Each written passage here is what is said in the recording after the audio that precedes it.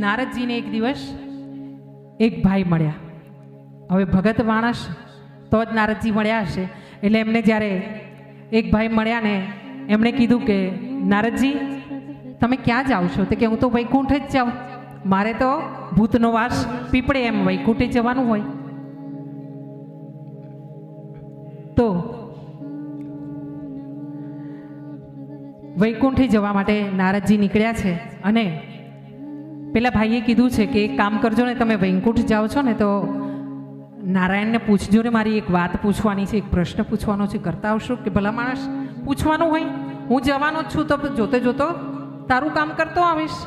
તો કહે છે કે મને એક પ્રશ્ન છે મારા મનમાં. તો કે બોલ, શું પૂછવું છે? તો પેલા ભાઈએ નારદજીને શું કીધું, મને એક પ્રશ્ન એ છે, મને બહુ વધુ પડતું મળી ગયું છે. મને, સાંભળજો ધ્યાનથી, મને વધુ પડતું મળી ગયું છે, તો હવે મારે કશું જોઈતું નથી, એટલે સ્ટોપ કરો હવે કૃપા, એમ. એટલે આવા અમુક છે ને દોઢ ડાયા હોય, અમુક ડાયા હોય, અમુક દોઢ ડાયા હોય, અને પછી આગળ કોણ હોય ખબર છે? નથી ખબર? હળંગ ડાયા હોય. ડાયા ડાયા ડાયા ડાયા ડાયા ડાયા, આમ જ્યાં જાઓ ત્યાં જ્યાં નજર કરો ને તેટલા ડાયા.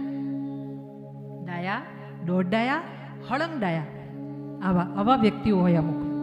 હા, એટલે એમાં નારદજીને પેલા ભાઈએ કીધું કહેજો ને કે મને તો બહુ મળી ગયું છે, હવે મારે કશું જોઈતું નથી, એટલે તમે હવે આપવાનું બંધ કરો, એમ કહેજો નારાયણને. તો કે કંઈ વાંધો નહીં, ચાલો નારાયણ નારાયણ નારાયણ નારાયણ. નારદજી આગળ ચાલ્યા ને તો ત્યાં એક બીજા ભાઈ બેઠા હતા.